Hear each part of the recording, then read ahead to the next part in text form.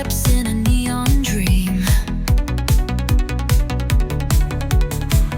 Notes collide, it's a radiant scheme. I think we're so lucky to have these three notable experts from the academic community, because this panel is going to discuss whether AI platforms infringe by using copyrighted music for the training their algorithms. Some 30 or more lawsuits are making their way through the federal courts on this very issue. The stakes are high, and it will take some time before we have definitive answers to the fundamental infringement questions. And if AI platforms are infringing copyright, is there some legislative or other way that we can accommodate the interest involved without costly litigation? So each panelist here will provide us with a 10-minute presentation on their subject, and afterwards we will have a discussion session. I hope many of you in the audience will participate with questions and comments. The previous panel was quite successful in that regard, and I hope the tradition continues. So let's start with Matthew Sag. Can you begin by giving us kind of an overview of the mechanics of generative AI and how it relates to infringement of musical copyright? In addition, I'm sure you have some comments on whether the defense of fair use, how it plays out in the current litigation and future litigation. And hopefully, if we have time, and maybe when we're in the discussion section, you can take us for a little tour, a worldwide tour of how other countries are doing this, because I don't think we should just limit ourselves with the United States. I think people are doing a lot of very interesting thinking about these issues and around the world. So let's not just stay here in our own national confines. So Matthew, let's begin with you. All right, Marshall, thank you very much for having me here. I actually prepared some slides, and with some assistance, we're going to try and synchronize my talk with that. All I see now is a black screen. There we go. All right, you go to the next slide. Oh, yeah, sure. First of all, I just want to say I'm really delighted to be here in Bloomington. I've never been here before. I was thrilled to see the statue commemorating the future birth of Captain Catherine Janeway out on the beeline here. So yeah, this is awesome. Next. I'm going to speak very quickly today because I only have 10 minutes, but here are the things that I want to cover. I want to talk to you about how AI models are trained and what they actually do. I want to talk about some different perspectives on whether or not we should think of this as copyright infringement. And maybe if we get time, I'll sort of tee up something about the international landscape and why music might be different. So first of all, how AI models are trained. Next. The thing you need to understand about machine learning is ultimately it's a process of taking huge amounts of data and generating useful patterns from that data. Next. The central insight of machine learning, the thing that really got the field going, was that you could store information in a massive neural network and process information through that network, and that you could train that network to work better. You could train that network recursively so that it improves according to some specified criteria by essentially taking each neuron in the network, which is these little circles on the diagram, and adjusting the way they're connected to the other neurons. So when you hear people talk about weights and biases, that's what they're talking about. The process of training an AI model is the process of over and over and over again tinkering with all of these little connections, just adjusting them slightly up or slightly down in order to get a better result. the most misunderstood thing about machine learning and generative AI is this idea that the model ingests the training data. Like, ingestion is a word with no technical or legal meaning. It's also kind of a dumb word because we know the models primarily are not designed to ingest the training data. They're not a library or a database of the training data. The models are something quite different. The models are much, much smaller than the training data. This design forces the model to generalize. This design forces the model to learn abstractions. This design really is the whole point of generative AI. If you wanted to build a search engine, you just build a search engine, right? If you just want to retrieve articles from the New York Times, then using ChatGPT to do it is the dumbest way you could do it. It's the most expensive way. It's the least precise way. This is not the purpose of these models. So I think the most difficult thing to understand is that it's true that all these models are in some ways limited by the data. They're sort of defined by the data, but they're not just giving you a kind of cut and paste of what is in the training data. And so to explain this, I'm going to talk a little bit about latent space. When you enter text into ChatGPT, for example, you are not querying a database. You are really exploring a vast, multidimensional latent space that is implied by the data. What does that mean? I'm going to take you back to my college statistics, right? When you start off with statistics, you learn how to fit a straight line to a series of dots, right? That's linear regression. You minimize the error term, right? That's the line. The line is not the training data. The line is a model that's implied from the data, right? The line lets you answer a question. Well, if y is 6, what is x, right? The 0.66 does not exist in the training data, but it's implied by the training data. If you have a different model, if you have a quadratic model, then you get a different latent space implied by the training data, right?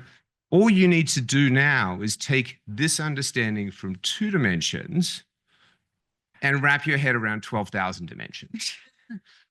Because GPT-3 was trained on word embeddings that are encoded in 12,000 dimensions. And this is how the model understands that words don't just mean one thing, they have like a cluster of associated meanings. So latent space is a very trippy concept when you try and envisage multiple dimensions, but the actual concept is quite simple. Now we're going to play some music.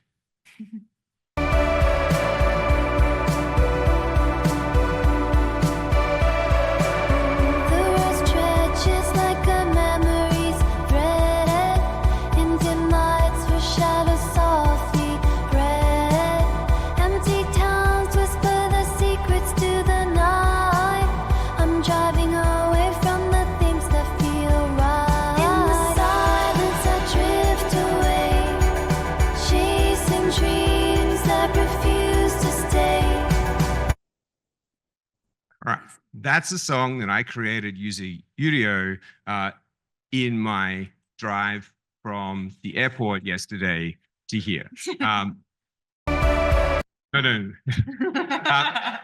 I did it actually by asking ChatGPT about the song Fortnite by Taylor Swift and then telling it to make that into a prompt for Udio. That's the prompt, right? It doesn't sound anything like the Taylor Swift song, which is what I was expecting. But it does share certain genre similarities. I have friends who are very much into music. I ran it past them on Facebook and they were like, I don't know, Chappelle, my friend Peter's like, this is kind of crap, right? Fair enough. Not all of the songs made by Udio are terrible. Some people I've spoken to in the music industry are actually like, there's actually some good songwriting that comes out of there. But the point is, it's not a machine primarily for just giving you the songs that it was trained on. It's a machine for making new songs. Now, how do you make them not sound generic? Yeah, that's kind of a skill, and things will get better. However, when you do adversarial prompting, when you try and basically trick the model into not exploring the latent space, but into going back to one of those original dots, you can do it. Because as it turns out, these models actually do kind of memorize some of the training data. Not all of the training data, that's just not possible. But there are some things they memorize. There are tactics we can use to reduce the amount of memorization. But I think what's important to understand is this is, I think, largely a bug, not a feature, but it's a persistent bug. It's a bug that's very difficult to iron out. So is this copyright infringement? And I should probably start to wrap up with that. I'm not going to take you through the whole legal argument. We can talk about some of the case law in Q&A maybe. But basically, whether you think this is copyright infringement kind of depends what you think copyright is for. If you think copyright is just meant to be a broad right of control of any technical act of reproduction, regardless of its effect or purpose, right, then obviously this is infringement, because in order to start the training process, the first thing you do is you make a copy, right? And that's pretty simple. If you think that copyright is meant to, and this is not on the slide, protect authors from unfair competition, then maybe this is infringement. It kind of depends where you think the boundaries of fair and unfair are. If you think that copyright should follow the idea of expression distinction in order to figure out those boundaries, then allowing uses that don't compete with the author's original expression, even if they result in the creation of new pseudo expression that in some cases is a substitute, like, you probably think that that should be allowed as fair use. And that is essentially where the debate lands. I, of course, had more slides, but I should stop talking. So thank you. Oh, thank you, Matthew. We're going to flesh out some of those ideas in the question and answer. This is just a kind of a prelude to that, and we'll certainly talk about fair use and a number of other things. What I'd like to do now is I'd like to turn the discussion over first to Kristelia Garcia, and then we'll go to Sean O'Connor, and he'll wrap us up. Kristelia, I understand you're going to speak to us about some potential global solutions to the AI dilemma. In other words, is current copyright sufficiently malleable to handle the challenge? Or should we turn to some kind of para-copyright regulation, such as a compulsory licensing situation or a scheme?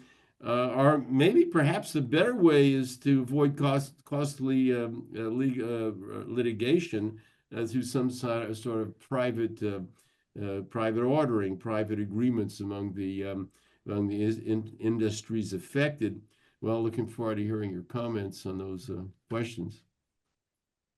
Great. Thank you so much, Marshall. And I want to thank Professor Sag as well for that enlightening presentation. I think that it's a very niche audience who appreciates a nice regression explanation for what the models are doing. But I felt that and actually made sense to me in a way that it hadn't before. So I appreciate that. One point, so as Professor Leifer said, I'm going to talk about, a surprisingly polarizing option, potentially licensing in this world of LLM models and copyrighted content. And I think, as Matt was wrapping up his presentation and talking about fair use, there are over 30 pending cases But I think there is some loose agreement at this time that we're not so likely as we thought we would be at one point to get a fair use holding to say like, yes, this is all fair use and everything just keeps going forward. And so I think the possibilities or the thoughts now turning towards like, well, what else might we be able to do? Is as good a time as any to dig into that. So that's my plan for today. You'll know that I noted that licensing can sometimes be a polarizing alternative. Well, you might wonder what's so wrong with licensing, right? Isn't that a nice result? You use the content and the content owners get paid for it. And that's right, insofar as it goes. I think one thing here is that the order of operations is arguably wrong, right? The rights holders would have liked to have this licensing discussion before the LLMs were trained. That said, it's certainly not unheard of in the copyright industries for litigation, such as that's pending across the country, to serve as just the kick in the pants that we need to jumpstart a nice licensing negotiation. And we've actually begun to see some private licensing arrangements being reached or tentatively reached. For example, you will have seen various of settlement negotiations or deals being reached between OpenAI and a wide variety of journalistic publications like the Associated Press, Financial Times, News Corp, Vox. So all good, right? The parties are coming to the table and they're negotiating licensing deals. But I have to say, I don't love it. And here's why. For one thing, only large, well-resourced content owners are in a position to come to the table, attract the attention and merit the consideration of OpenAI and vice versa, right? The APs of the world are going to OpenAI, not to small startup LLM companies. And as a result, those large, well-resourced companies are negotiating rates and terms that suit them and their business models, but they perhaps don't suit smaller entities or startups with different business models or different restraints, resources and otherwise. And in so doing, they set the market rate, right, that prospective competitors would have to pay. And this despite the fact that the big existing LLMs didn't pay. So what might be better? And notice I say better, not excellent or flawless or unsurpassable. So a couple of options, there are others, but the two that I'm going to focus on in my short time here today are the possibilities of a compulsory license or perhaps a collective license, similar but different. I'll explain them momentarily. Each of these possibilities is imperfect, to put it mildly, but both are plausible, and perhaps I'll argue in no space more so than in music, for reasons that I'll explain in a second. So I'd like to start by defining some terms and then discussing the general pros and cons of each approach. Then I'll try to make the case that if we were to pull the trigger on one of these or to experiment with putting one of these in place, music probably makes the most sense as a place to start.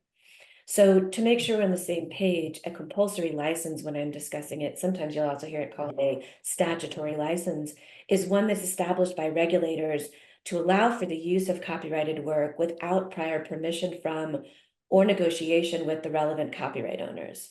Instead, it requires only compliance with the statutory terms of the license. These can include qualifications and accounting requirements, among other things, and the payment of the statutorily dictated royalties.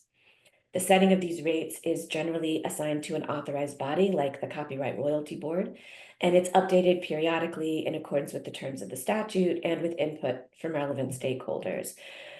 We have a number of existing compulsory licenses in copyright, so this is a well-trod ground.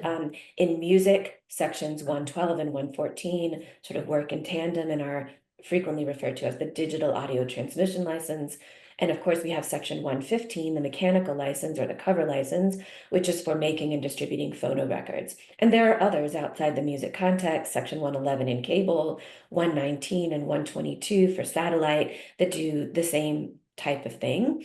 I'm going to focus just really briefly with some information about the existing compulsory licenses that we have in music. As I mentioned, sections 112, the ephemeral license, together with section 114, which covers public performance of sound recordings on digital services, comprise this digital audio transmission license. And in that license, we get 4 different classes of use, which the CRB or the Copyright Royalty Board sets these royalties in 5-year terms. The four classes that we have under that are non-interactive, pre-existing subscription service, new subscription service, and pre-existing satellite radio. The licensees file a notice prior to use, pay a nominal fee, and then comply with the statutory requirements regarding reporting and payments. The 115 mechanical license works a little differently, requires a song to be published, and then it applies for non-digital uses. For digital uses, we do have a blanket license offered by the MLC, and there is also a reporting requirement with rates set by the CRB. Notably, right, musical composition copyright owners have not conventionally been best pleased with this license, feeling that it underpays and is outdated, no longer needed, etc. Right? The underlying implication behind these compulsory and collective licenses is that there's been some sort of market failure, and the parties don't always agree that there has been. That's part of the sort of contention in these.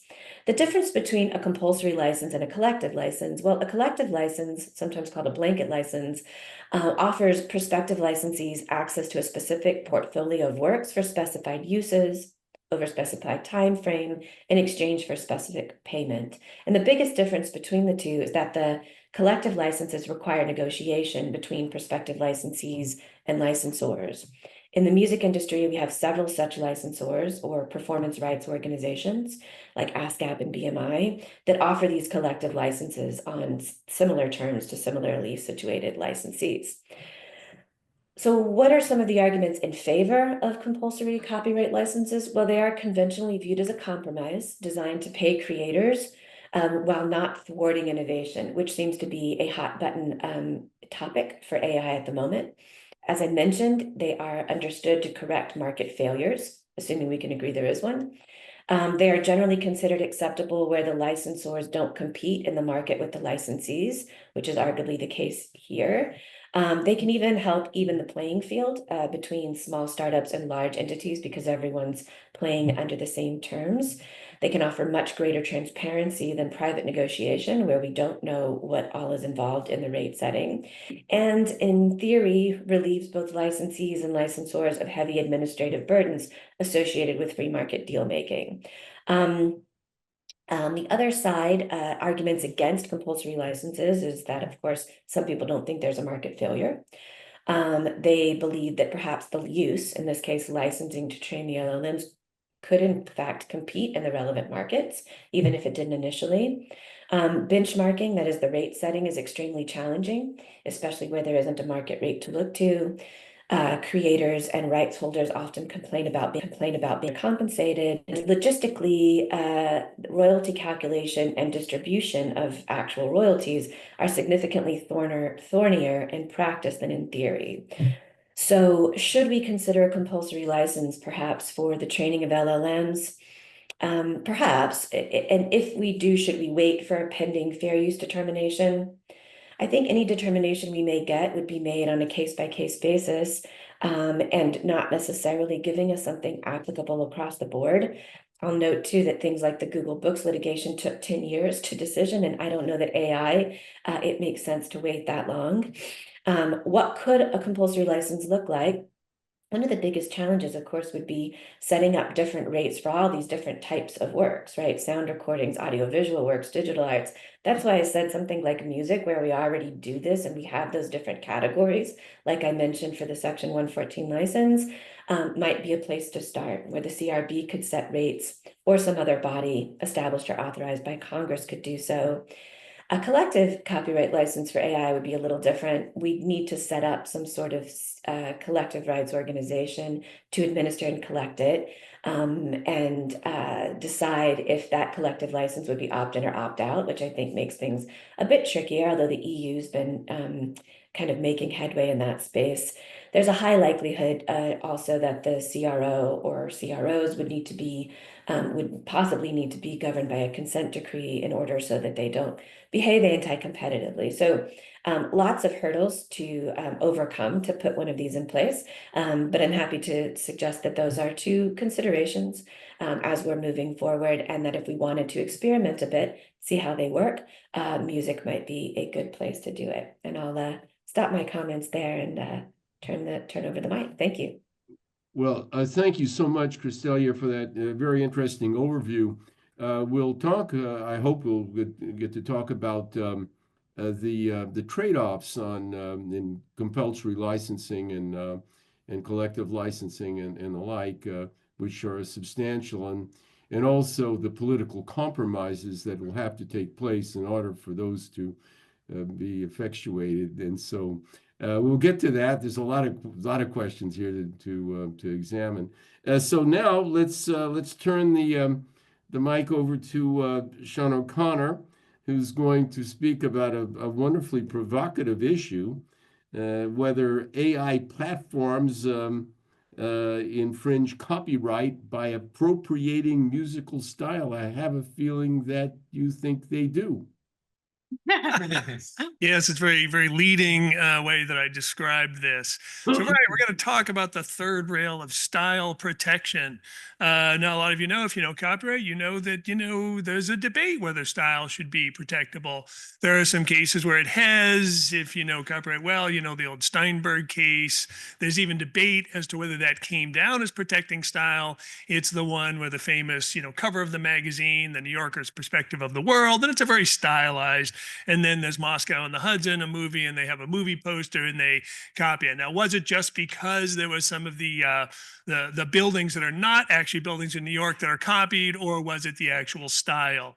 So we can have some debates on this, but in the cases that I've looked at where they shoot down that there's not protectable style, the sense to me of those, it's not that the court is saying style is never protectable. It's that the style offered in those cases was in fact quite generic, was not very distinctive.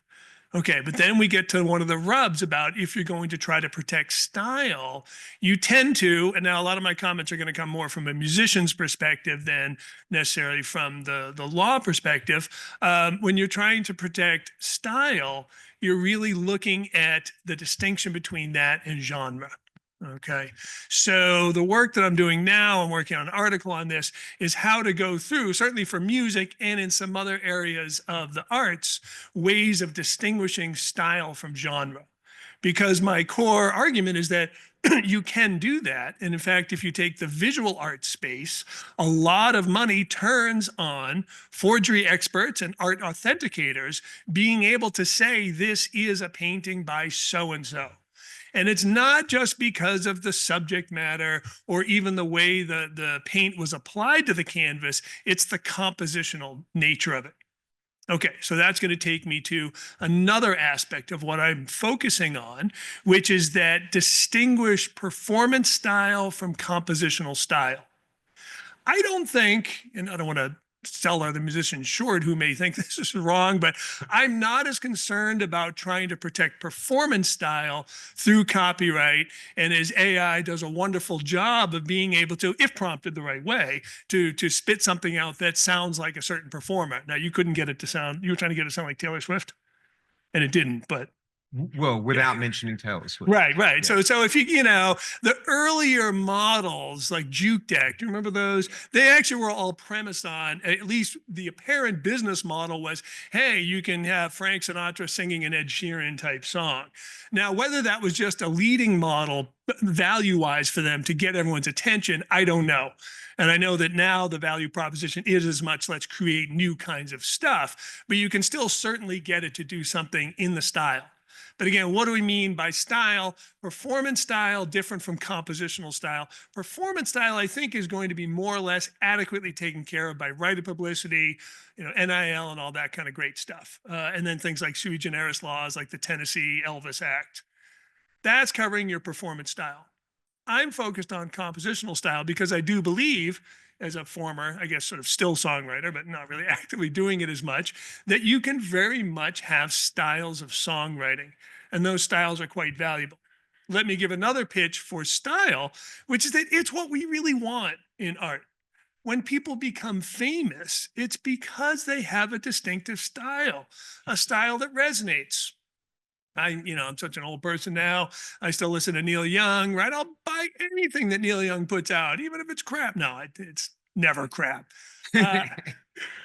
I really like that style.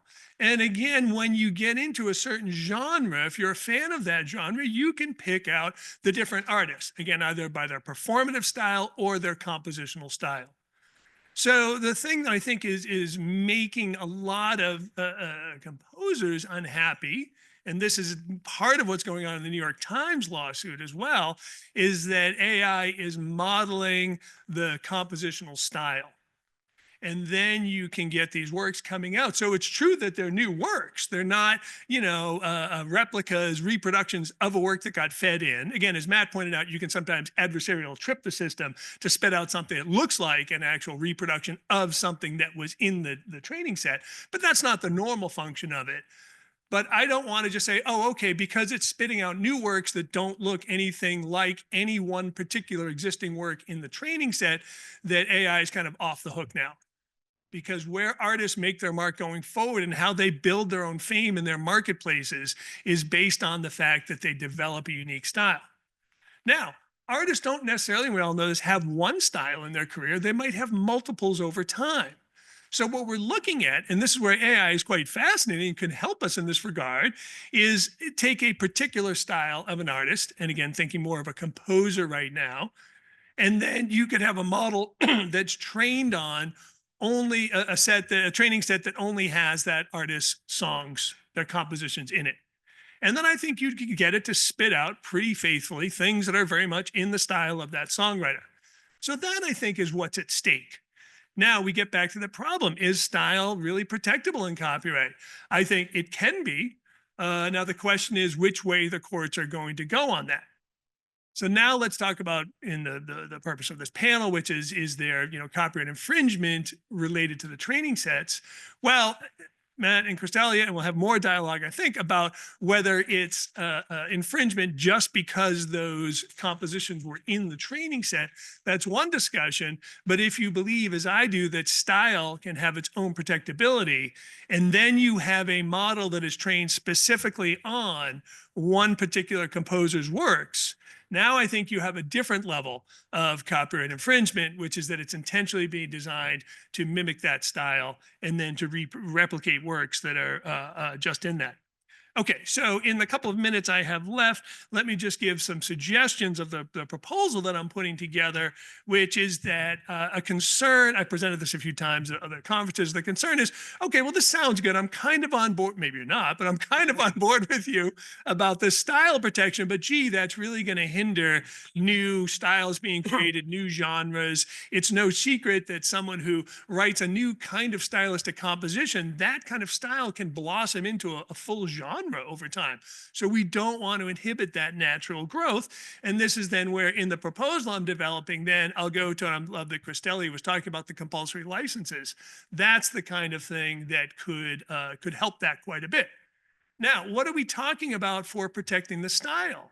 It's going to be important, especially for works that fit relatively easy within a singular genre, to identify the elements of the genre itself. The generic, that's actually terms that when you use it, looking at art, when they're talking about genre versus style, the elements that are common to the genre will not be captured by what I'm going to call famous styles. You abstract out those elements of the genre, and then all that you have for protectable style are the elements that are unique to that composer within that genre space. Again, you have to buy in the proposition, as I do, that experts could tell those styles apart. Now, once you have that style model, what are the elements that are unique to that composer within that genre? Then the only thing that would infringe that are works then that copy all those stylistic elements. If they only do part of it, it's almost like in patents, where you have the different elements. If it doesn't copy all the elements, it's not infringing. Now, the compulsory license that would apply to the complete style. And so if someone then wants to use that style, then you have a compulsory license. So they're able to do it, but then they pay something. And then what we want to allow then is people to build off those styles, because here's the interesting thing, and I'll wrap up with this point. No artist, as I say this from my perspective, no artist goes into the game saying, I want to just sound exactly like person X. And then you're a tribute band, you're a cover. And I'm not dissing tribute bands, it has its own value in the marketplace. But most artists go into it, I want to have my own voice, I want to have my own style. And so by protecting styles, and I can talk later on about, what I mean by famous styles. It's a little bit like famous marks and trademark. So we'd have to acknowledge that somebody's got to that status. But it's that, we don't really, who wants to just copy that? So I don't think we're losing a lot by giving protection to it, so long as people then create their own new distinctive styles, springboarding off of that existing style. I'll stop there. Well, yeah, thank you, Sean. That's very interesting. It goes a little against the grain of some people who might think otherwise about copyright, but of course, there's definitional problems and how are we going to fit your format into the litigation process?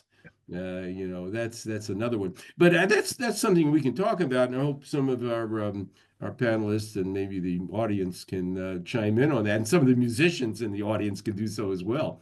I'd like to get back now, just for a minute or two, with that in mind, to Matthew. And Matthew, you've done a lot of work in fair use, and also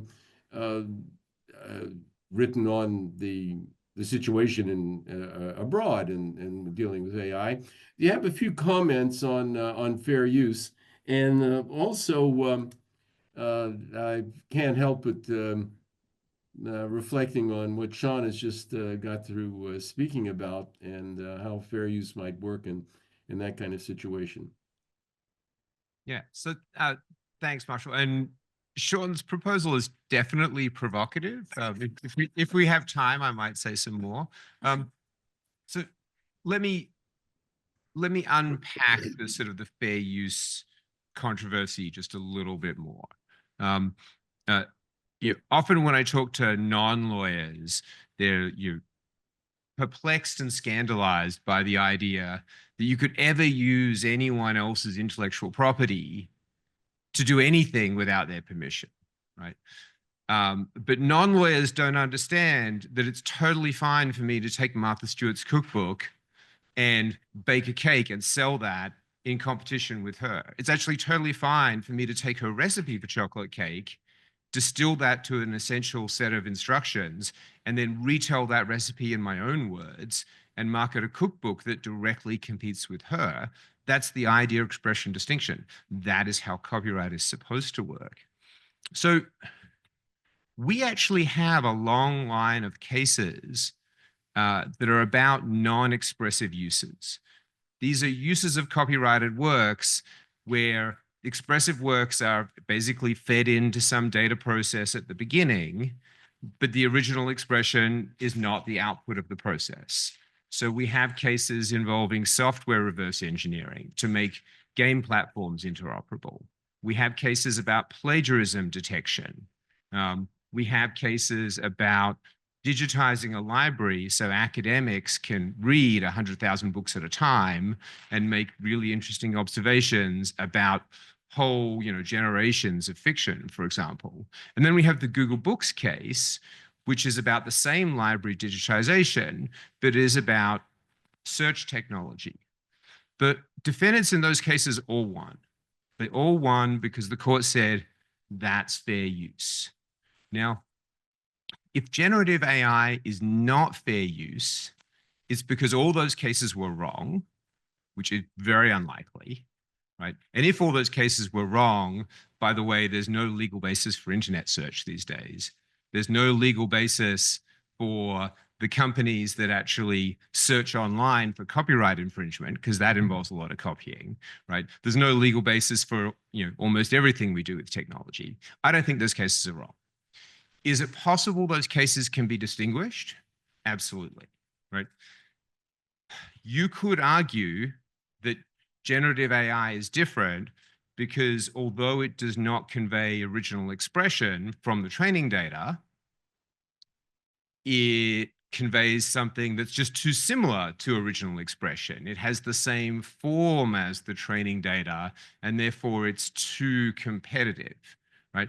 That's an argument you could make under the fourth factor, right? You could argue that generative AI should not be fair use because the AI companies are evil, and the job of fair use is basically to reward good guys and punish the evil guys.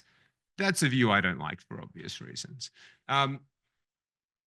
You could argue that actually generative AI is not fair use because it's not a non-expressive use. You could say, actually, given the sort of incurable problem of memorization, like this is more than just developing abstract metadata. It's always at least somewhat expressive. The outputs are, in fact, routinely copies of the training data. And, you know, if that were true, that would be like a fairly convincing argument to say there's, you know, the generative AI context is different, right? You know, I have my own views as to how these cases should be decided. I actually think that the extent of memorization is really important, and whether inadvertent memorization is controlled and basically cabined within the model through various copyright safety techniques is also important. 2 years ago, I was incredibly confident that the courts would agree with me. I'm still confident, but I have to admit my degree of confidence has reduced just under the sort of the weight of public opposition and, you know, the number of lawsuits, et cetera. I'm still somewhat confident, but, you know, I used to be more confident. Internationally, right, Israel does fair use almost exactly the same way we do it. Canada does fair dealing, but they've expanded it so radically, it's basically like fair use. Singapore also has a fair use doctrine, but interestingly, Singapore and Japan and the European Union have expressed statutory exemptions that allow for commercial text data mining, computational analysis that definitely extends to machine learning and generative AI. Now, of course, the rules in these countries are all different and a little bit more complicated. Japan, I think, arguably has the broadest freedom for people who want to train AI models. Singapore is not that far behind. In the European Union, the key limitation is that you need to respect rights holder opt-outs. And we're currently having a furious debate about exactly the form that those opt-outs have to take. It seemed pretty clear that what was meant was machine readable opt-outs. Some rights holders are trying to push back on that and say, no, any opt-out. And that is kind of where the debate is in Europe. But my point is, actually, a lot of countries and jurisdictions have decided some kinds of non-expressive use probably should be okay in some circumstances with some protection to rights holders. In the US, we do it through fair use. In the EU, it's more regulatory. In Japan, it's more regulatory. But there is actually, I think, somewhat of a consensus is probably putting it too far, but there is a movement in this direction. And you might say, well, you've only listed a few different jurisdictions. I've listed 50% of the world's GDP. Right. So I think it's significant. Yes, yeah. There's movement in abroad and in places like, as you mentioned, Japan and Israel. Clearly, they recognize what we would call fair use and under the the use of AI for training purposes. I'd like to get back to Kristelia and kind of ask her to kind of flesh out a little bit what she would, and I know you mentioned this before. I mean, this is just, but you know, getting back to the point again about what would be the optimal kind of resolution of this kind of problem to avoid the litigation, to avoid, you know, perhaps fair use considerations as well. Would it be collective licensing, and compulsory licensing? And given to the fact that these two forms of resolution involve a lot of political compromises, is this realistic in your opinion? Yes, so I think as I stated in my opening comments, I think either a compulsory license option or a collective licensing option are plausible, which doesn't mean that they're likely, but just that like they arguably could take place. Between the two, I might slightly favor a compulsory license arrangement in part just because there's less having to set up a collective rights organization to kind of run the thing, and because I think we have a more sort of precedent set, especially as I mentioned on the music side for these. I think one identifying characteristic of the existing compulsory licenses, especially the ones that we see in music today, that lets me know that it's working somewhat, is that no one likes it, right? Neither the content owners nor the folks who are licensing the content are big fans. Like there are complaints and unhappy parties on both sides, which suggests to me that maybe we've stricken a compromise. Both parties complain about some of the logistics and the difficulties and the struggles to get paid, and whether or not the rates that are settled upon are the right ones. And I think all of those are probably legitimate concerns, but suggests we're all operating under the same constraints and sort of doing the best we can. I think the biggest challenge for plausibility and legitimacy of a compulsory license here is you do have to get buy-in to some extent from both sides. And I think that, for better or for worse, often litigation is the pressure that we need to encourage buy-in, right? If we were either to find that fair use rulings weren't coming either as quickly as we want or on the terms that we would want. And by that, I mean, even if we got one, is it necessarily going to be applicable outside of the particular context in which we get the holding? Maybe, maybe not, since all the models function a little bit differently, in which case we're just kind of repeating the process again. So if that becomes cumbersome, or if it looks like to one party or the other that they're not getting the result that they hoped for, that could encourage people in that direction. The sort of touch point is whether or not we think there's been a market failure. And, that if we can agree that there has been, then I think the compulsory licensing, with all of its faults, kicks in as a more viable solution.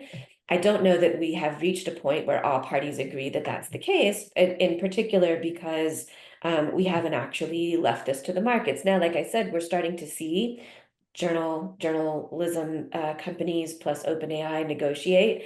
The danger there, to my mind, is that they will set these market rates and they will be great for the Associated Press or for the Financial Times, but it's unclear that they're going to be great for everyone else.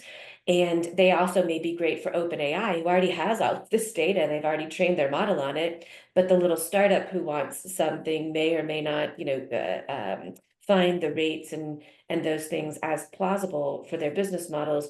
We also don't have full transparency. Whatever they do come up with, they can present, say, to a regulator as a market rate, but we won't have all of the terms behind, that are involved with it. So, I think the biggest challenge, if we were to just set up compulsory licensing for copyrighted content broadly for LLMs, would be that there's so much different stuff, right? There's movies and television and books and journalism and music. And that's why I thought, it's not that it can't be done. We've seen compulsory license set up with, subtypes and different rates for each thing.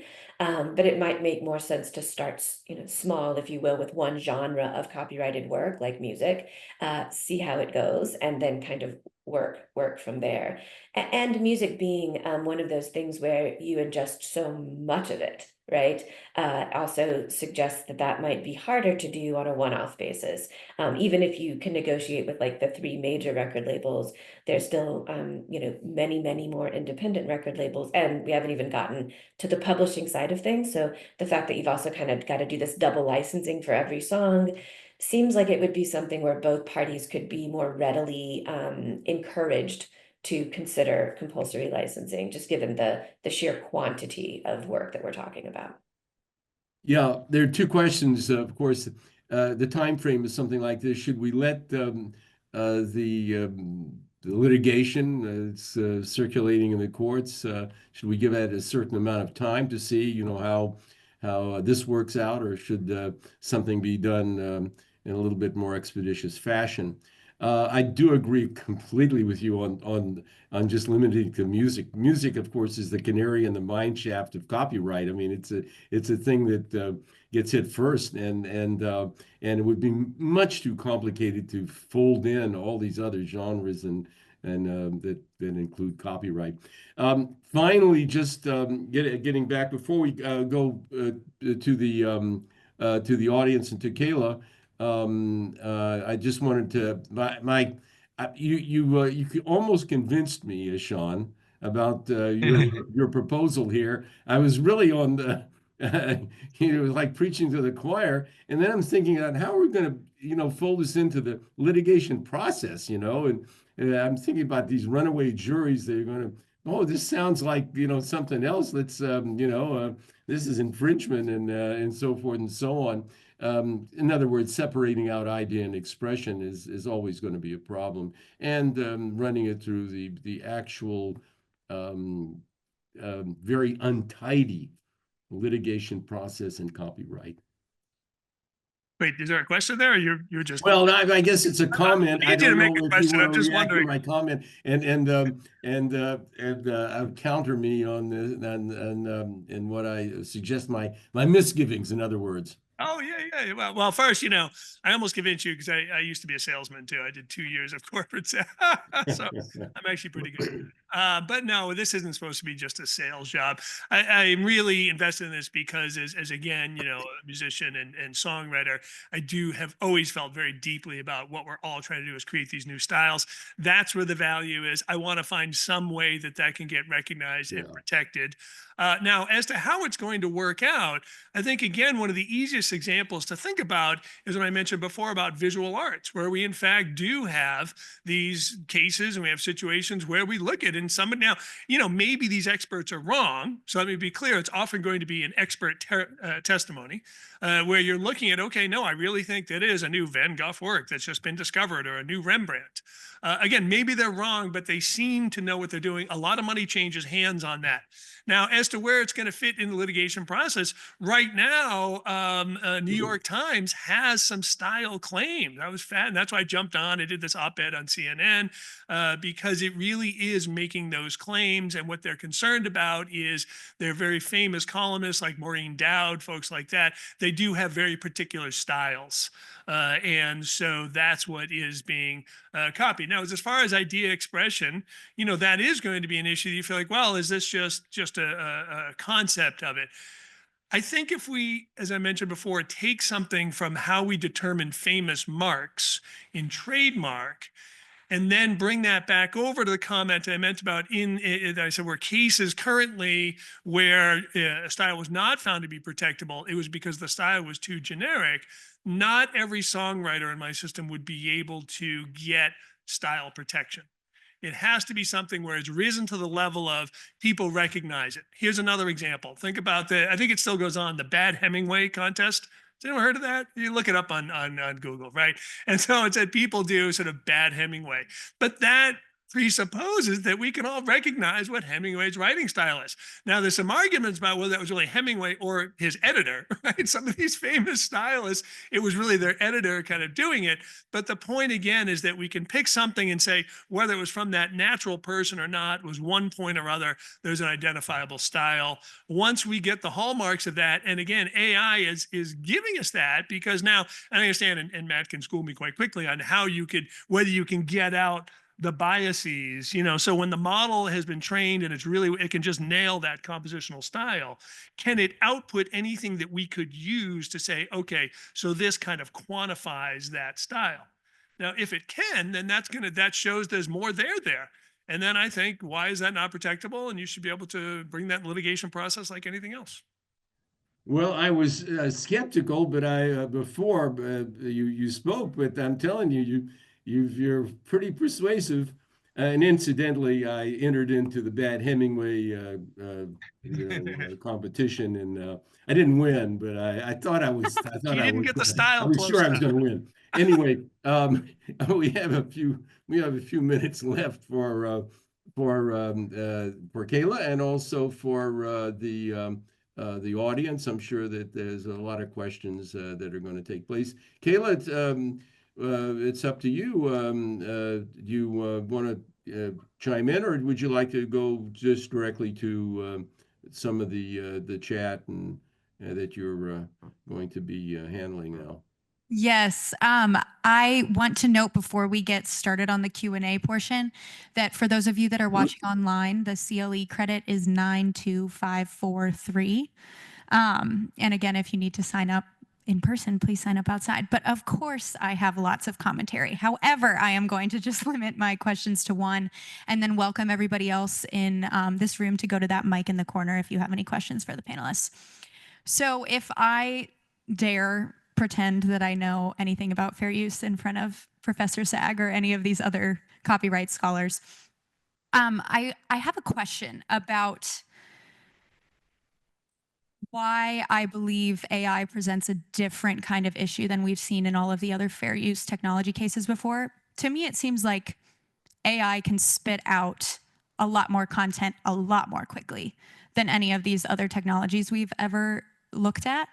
And in that way, a difference in degree can be a difference in kind. So it's not just like Martha Stewart is making her cake and then, you know, I see the recipe and I make it and sell it. It's like all of a sudden I have 1,000 clones who are making it and selling it, and then we sell it for like half the price of whatever Martha Stewart's selling it for. And I'm wondering how, if at all, that can get factored into the 4-factor analysis that we have in fair use, or if we think that that's even, you know, a real consideration here. I imagine it'll be considered as part of the effect on the market. But also with music, maybe it's different because with music, the AI created music is directly competing with all the music that we would normally consume, where, you know, the LLMs like ChatGPT-4, I ask it to just like draft an email for me, and that doesn't get copyright protection. So there might even be a separate effect on the market consideration there. I'd love to hear your comments. Yeah, I think it's like there is something different about the technological challenge posed by AI. That's for sure. Just the fact that someone else previously, you know, an artisan could copy your style, well, they would still have to invest all the work. You know, the threat of that competition is maybe just not that significant. The speed and scale potentially offered by AI is perhaps a reason why we need like a different social policy. I'm not entirely convinced by that, but I recognize it as an argument. I still think that fundamentally, if we're looking for a doctrinally coherent policy that emerges from copyright, then that policy has to be anchored around the idea of expression distinction. That's how we make sense of everything else. But if you want to say, yeah, I don't really care about copyright doctrine, I just want good social policy, then, you know, that completely opens us up to all sorts of different options, like, you know, Kristelia's licensing scheme, for example. But I think, you know, I think you're right, but I don't think it really changes the doctrinal analysis. But the second part of your question is, well, maybe music and music generation services are different. I think that's very plausible. Because I think that one of the things about music is so much value is packed in to something so brief. Like music is, like particularly popular music, is just a short form art.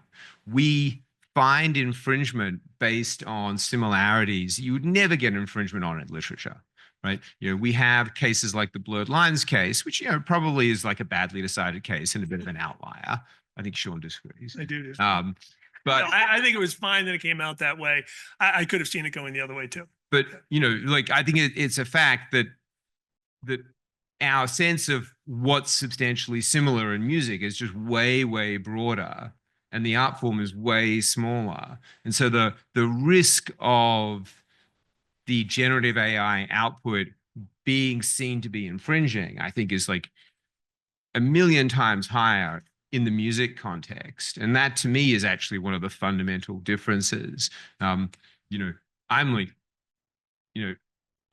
quite confident that statistically almost all GPT output is not infringing. I just don't have that confidence about the the music generation programs. Can I make a comment on fair use? So I think one of the things we often lose with fair use is that, at least my take of it, is that, it comes into our system and it really is a subject object kind of distinction. The original sense of it, the canonical things are still commenting on the other work. It's not creating a work that is just in the same channel. So, if I'm going to write about a play, I'm going to critique a play that just happened, then of course I can write about it and I can use some snippets, some dialogue from the play, and that's canonical fair use. And so I think if we always come back to that North Star, that's when the issues are. I think that's, some of what may be concerning you as well. It seems like, well, first, what is the commentary? What is the subject object distinction going on? I understand Matt's point about there is, you're training, so it's doing these things. But at the end of the day, you're outputting something that is just the same mode. And now that we've seen in the Warhol case, crimping back a bit on the sense of transformative that kind of, subsumes everything, and even including derivative works, then I think we have to refocus on that North Star. Is it actually transforming in the sense of I'm doing something completely different over here? I'm not just making another song. I'm commenting on the song. I'm music theory talking about the song. Great, thank you. I think we can open it up to commentary and hear Professor Mattioli. I thank you to the panel. I enjoyed this discussion so much. And my question is about licensing markets, and fair use. So what I'd like to know is what the panel thinks about what we're seeing in the development of these licensing markets. It seems like a lot of these, if we want to even say it's a market, I don't know if it is yet, but these licenses that have formed between AI companies and copyright holders, it seems like these licenses have formed not necessarily to license rights that the parties are in agreement exist, but perhaps more to mitigate the risk created by the uncertainty of fair use doctrine. And to me, it seems like a distinction. So I wonder if you could first talk about the role traditionally that licensing markets play in the fair use analysis, and whether you think the creation of these licenses in the shadow of fair use's uncertainty, if that's a problem, if there's a kind of circularity, we are licensing because we don't know whether fair use applies. And in doing so, we are creating maybe or contributing to a burgeoning market for licenses, which could later be looked at by a court. To me, it seems like there's a potential for circularity, but maybe not. I'm just curious to know what the panel thinks. Yeah. So I think the clearest way to think about this is sometimes just the total absence of a workable licensing market might be a reason why something that would otherwise be infringing should be fair use. Essentially, there was just no plausible mechanism for the copyright owner to collect. We may as well just let people do it for free. But the reverse doesn't follow. The fact that copyright owners would gladly take your money doesn't mean that what you're doing isn't fair use. And I think that's the sort of the trap there. So courts have been very clear that just because the plaintiff would like to charge money, that is not something that enters into the fair use calculation. But if the plaintiff has a right to charge money and there's a workable licensing market, or even the court thinks one might develop in the future, then that weakens the fair use case. One question that I really had for Kristelia about the licensing is, like, I know how payments are calculated under all our existing musical licenses. Taylor Swift gets all the money, right? Taylor Swift gets all the money because her songs are played like more than everyone else's. If we're talking about collective compulsory licensing for training, who gets all the money? Does everyone get the same money? Do we have to figure out which works are more important in the training process, which is, I will tell you, basically impossible, right? It's all contingent on the order in which you train things. Do we just have to pay everyone equally? If there are like 1 billion copyright owners with potential claims for training an LLM, and we have like $10 billion of licensing money to splash around, transactions costs are going to eat up all of that money. No one's going to get any money. So are we really talking about just making people pay something because it seems like the thing they should pay for, and then the government will go off and do something useful and good with that money? That is like very much the proposal that's doing the rounds in Europe at the moment. But I just don't understand, if it's not that, how we would figure out who gets paid what. I think that's a great question, and I would put that in the column of, things that make compulsory licensing plausible, but not necessarily fantastic. And I also think there's a lot of truth to the suggestion that, what are we really doing with this if transaction costs mostly eat it up? Is it just saying we're collecting money for the principle of it? Yes, maybe in two ways. I think maybe part of it, at least in Europe, is probably a bit of a moral rights thing. Like, hey, art has value, and one way that we can show that it has value is we charge you for it. It would be nice if some of it got to the artist, but whether or not it does, we make a public statement that art has value. And that's valuable, perhaps, in some way. To me, the more important role of it is to make an opening for everyone, because what I am more concerned about, I am concerned about getting creators paid rightfully for work, etc. I'm also in favor of not thwarting innovation and think that AI is doing some really interesting things. And I don't want OpenAI to be the only AI company out there. And I think that to the original question that Michael was asking about, like, well, where do licenses fit in the fair use thing? I think that one thing we know about fair use holdings are that they are case specific, and they're very rarely precedential.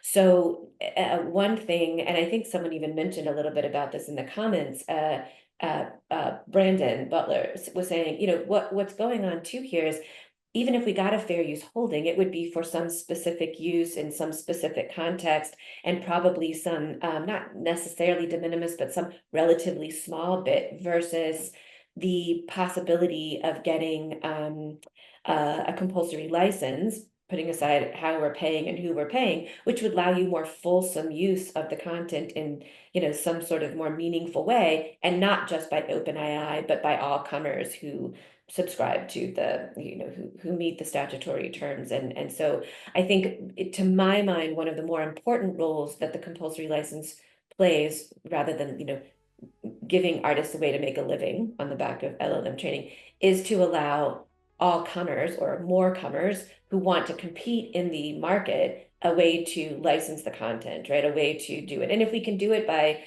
confirming that art has value, even if it's simply sort of nominative, that would be okay too. I think that would be one suggestion. The compulsory licensing would just give us more reliable and predictable rights to do more things with content than one-off fair use holdings that would have to be individually litigated, honestly. Thank you. We have time for one more question. And since we've had like 15 questions on the Zoom chat room, I'm just going to choose one from there. We have a question about the distinction between sound recordings and compositions. If courts do not find fair use, or we just proceed licensing and just kind of assume that that's how we're going to do it, who do we license from? And how would you bring an infringement suit on the sound recording or the composition side? I'd love to take that if you don't mind. So just another hobby horse of mine, Professor Bob Brown Eyes shares this view with me. A few of us do, that the distinction between sound recording and composition has really become problematic and should probably just be done away with. Now, we have it at the moment, so we have to deal with it. But here's the issue. People writing today are writing directly in the DAWs and in the digital audio workstations. They're not really conceiving of, oh, here's a pen and paper composition, and then we're going to then record that and make, ear candy.